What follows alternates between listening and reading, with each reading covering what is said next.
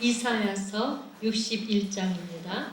주 여호와의 영이 내게 내리셨으니 이는 여호와께서 내게 기름을 부으사 가난한 자에게 아름다운 소식을 전하게 하려 하심이라. 나를 보내사 마음이 상한 자를 고치며 포로된 자에게 자유를, 갇힌 자에게 노임을 선포하며 여호와의 은혜의 해와 우리 하나님의 보복의 날을 선포하여 모든 슬픈 자를 위로하되 무릇 시온에서 슬퍼하는 자에게 화관을 주어 그 죄를 대신하며 기쁨의 기름으로 그 슬픔을 대신하며 찬송의 옷으로 그 근심을 대신하시고 그들이 의의 나무 곧 여호와께서 심으신 그 영광을 나타낼 자라 일컬음을 받게 하려 하심이라. 그들은 오래 황폐했던 곳을 다시 쌓을 것이며 옛부터 무너진 곳을 다시 일으킬 것이며 황폐한 성읍 곧 대대로 무너져 있던 것들을 중수할 것이며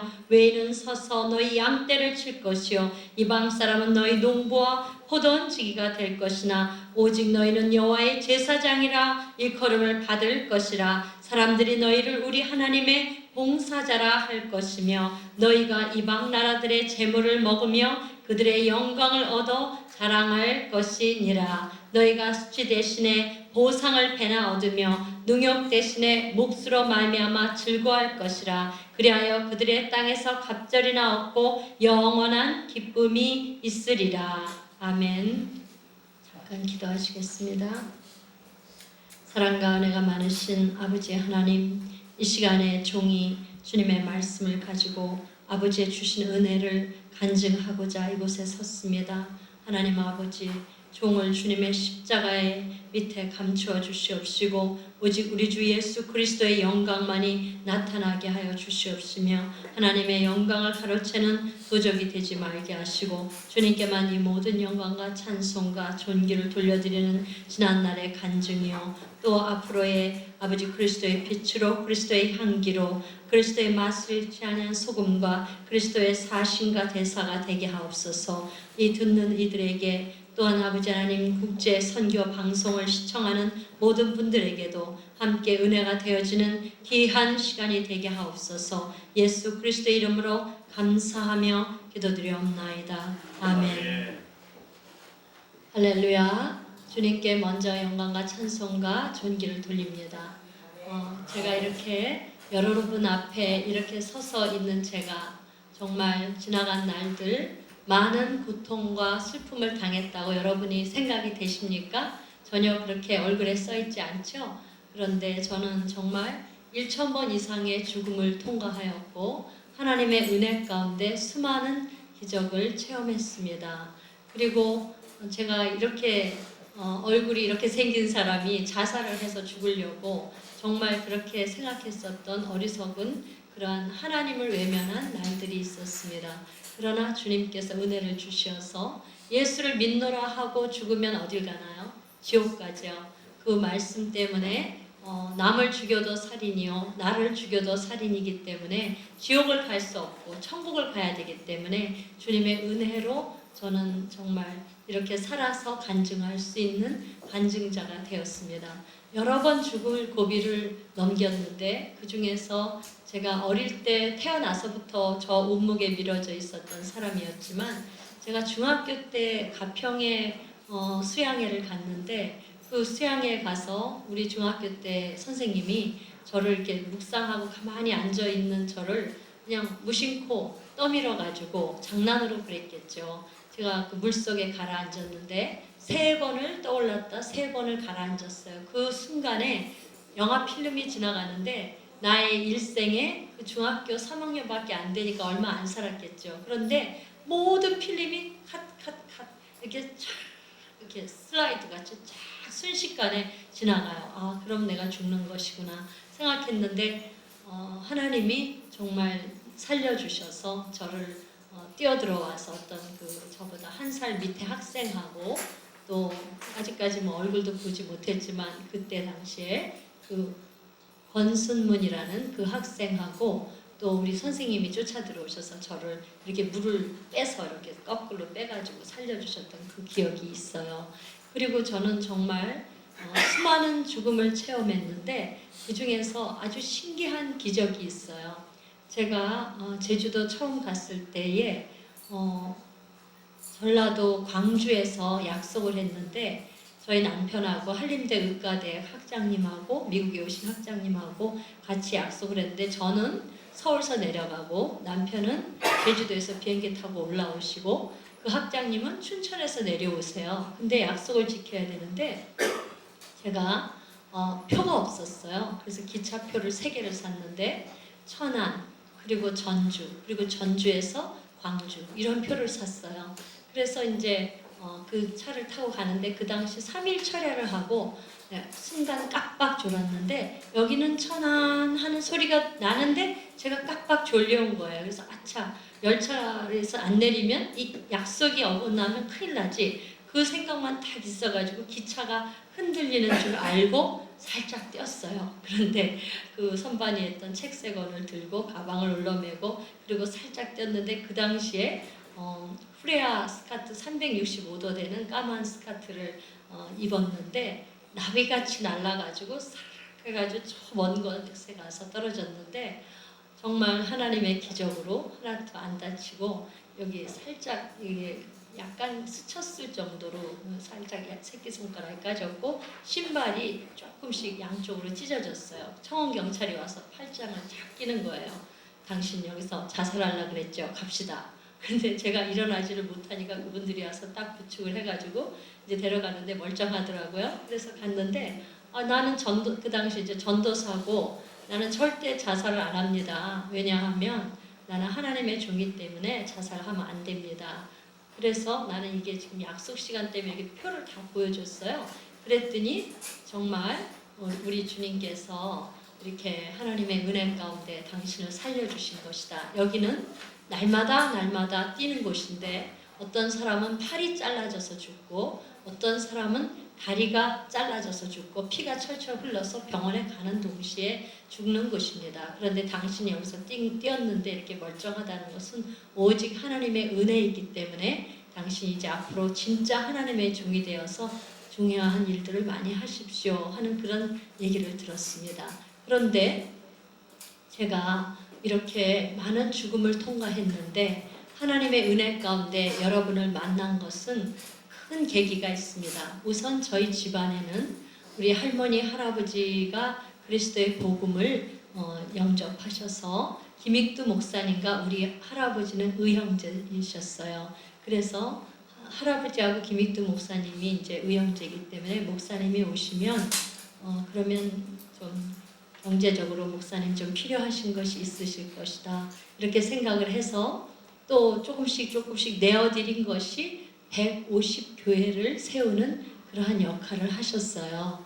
그리고 또 독립운동을 아주 많이 하셨어요. 그래서 우리 할머니는 우리 아버지를 뱃속에 가지시고 독립운동을 태극기 사건으로 인해서 정말 감옥에 들어가셨어요. 그래서 거기서 이제 유치장에서 아기를 출산하려고 했는데 우리 할아버지께서 무슨 여자가 그렇게 독립운동을 요란스럽게 하느냐. 아기는 바깥에서 나와서 낳아야지. 그래서 할아버지가 돈을 주고 일본 순사들한테서 꺼내가지고 우리 아버지는 바깥에서 출산이 됐는데 그 아버지가 배제고고 다니시면서 또 일본 사람들한테 창씨개명 반대 운동을 하셨어요. 그래서 우리 아버지도 졸업장이 없어요. 3년 다니시고 졸업장이 없어서 제가 가서 확인했는데 없으시더라고요. 그리고 정말 제가 또 여성 애국운동 대표잖아요. 제가 한 400만 명 이상 전도했다고 주님께서 말씀하신 날이 있었는데 이게 지금부터 25년쯤 전이에요. 그때 주님께서 저에게 앞으로 이런 시민들이 하얀 옷을 입고 대거 들고 일어날 것이다. 그때 너는 맨 앞에 서서 애국 시민 운동을 하는 대표가 되거라. 그런 환상 가운데 말씀을 주셔서 저는 그런 것이 뭔지도 알지 못하고 시민운동조차를 잘 모르기 때문에 주님 제가 그때가 되면 저를 사용해 주시옵소서 그렇게 순종하겠습니다 하고 기도를 했더니 주님께서 때가 되니까 저에게 너는 명함을 가져야 된다 그렇게 말씀하셨는데 저는 명함에 쓸 게 한 가지도 없었어요. 주님 내가 무명 전도사라고 쓰겠습니다. 그냥 복음 전도자라고 쓸까요? 아무것도 저는 거기에 쓸 게 없습니다.